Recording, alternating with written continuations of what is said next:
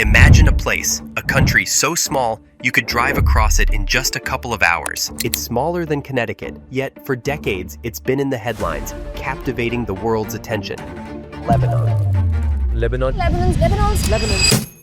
At first glance, Lebanon seems like a beautiful Mediterranean getaway, but if you dig a little deeper, you'll find a land with deep-rooted conflicts, many of which trace back to its geography. And we are all prisoners of geography.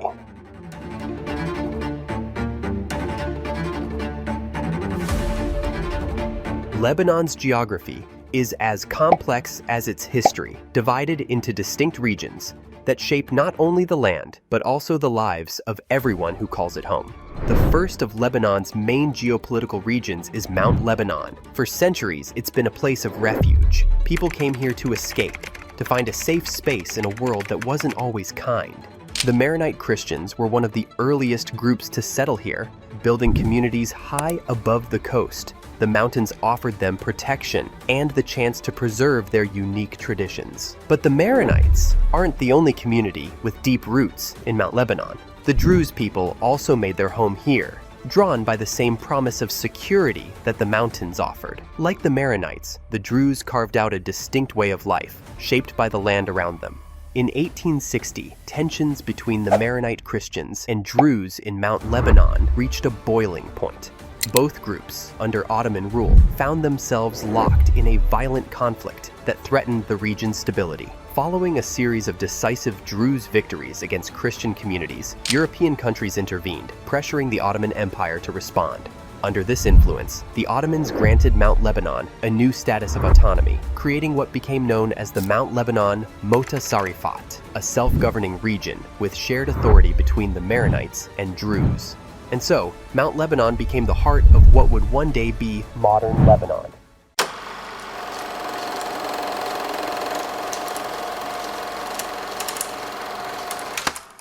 As the dust settled after World War I, the Ottoman Empire's once vast lands were carved up by the victors. The groundwork had already been laid by the Sykes-Picot Treaty and other secret agreements among the European powers. But now, at the Paris Peace Conference, a moment famously known as a peace to end all peace, these agreements were officially confirmed. The Ottoman Empire was no more, and its territories were divided among the Allies under the League of Nations mandate system. The victors of World War I didn't just redraw borders, they crafted a new system to control these lands without outright colonizing them. This system, known as the Mandate System, was designed to prepare former Ottoman territories for independence, or so they claimed. In reality, it was a tool to divide and govern lands through European oversight, disguised as a temporary guardianship. Syria and Lebanon, both once part of the Ottoman Empire, fell under French control.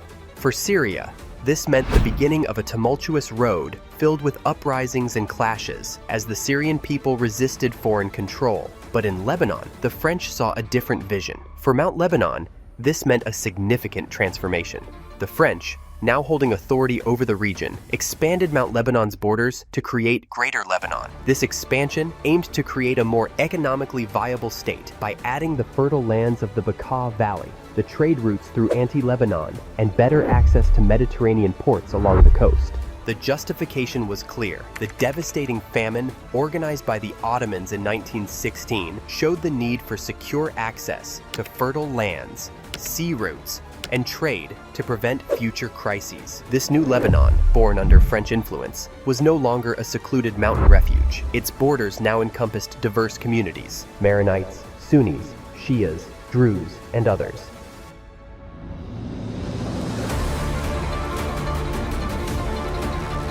As Greater Lebanon expanded, its new borders embraced the fertile plains of the Bekaa Valley and the southern regions, home to Lebanon's Shia communities. Initially resistant to French rule, many Shia rebels accepted political amnesty in 1921, and calm settled over these regions. When the Great Syrian Revolt erupted in 1925, many Lebanese Shia joined the Syrian resistance, securing key victories against the French. Yet, within Lebanon, the Shia showed solidarity by sheltering Christian refugees fleeing the violence, a gesture that forged lasting bonds across sectarian lines. Over the next decade, a sense of unity grew. The fertile Bekaa Valley fed Lebanon's economy, while the French established the Jafari Court, giving the Shia community recognition. This new era marked a turning point, as each region, from mountain to valley, began shaping the identity of a united Lebanon. As Lebanon's identity continued to form, its gaze turned to the narrow coastal strip, an essential link between the Mediterranean and the mountains, stretching from the northern city of Tripoli down to Tyre in the south. This coastal plain had long been the lifeblood of trade, a gateway for ancient civilizations from Phoenician merchants to Crusader armies.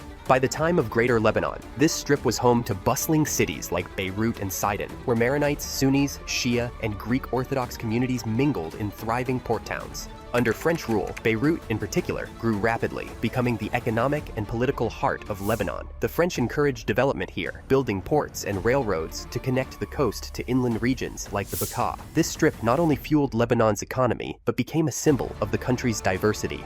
As Greater Lebanon was being forged, its borders reached further east, encompassing not just the Bekaa Valley, but also the rugged terrain of the Anti-Lebanon Mountains. Under Ottoman rule, these lands had fallen within the Syrian wilaya, tying them closely to Damascus. But with France's new vision for Lebanon, these boundaries were redrawn. In a letter to Archbishop Curie, French Prime Minister Alexander Millerand expressed France's intentions clearly.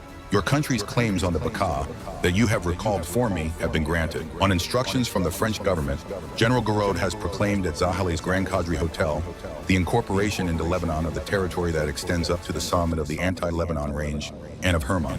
This is the Greater Lebanon that France wishes to form to assure your country of its natural borders. With this declaration, the Anti-Lebanon Mountains, steep, remote, and historically distant from Mount Lebanon's communities, became part of a new vision. This border, stretching to the peaks of Mount Hermon, would stand as a boundary and a bridge, linking the diverse landscapes of a reimagined Lebanon.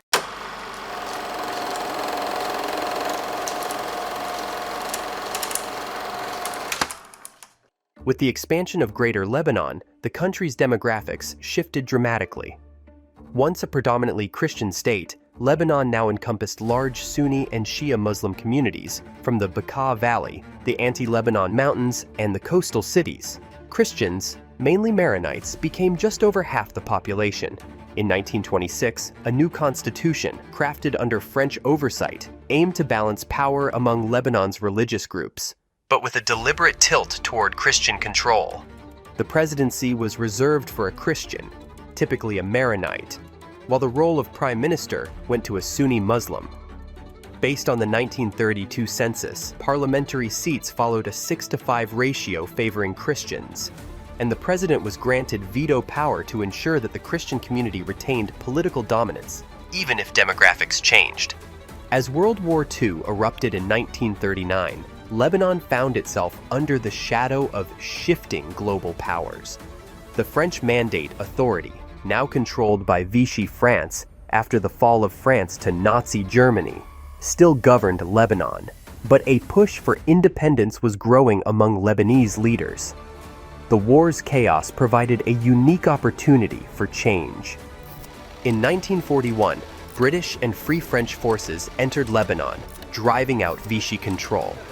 Over the town of Acre, where the Syrian Peace Convention was recently signed, and on to the harbour fortress of Beirut, the last real point of Vichy resistance to the Empire and Free French armies.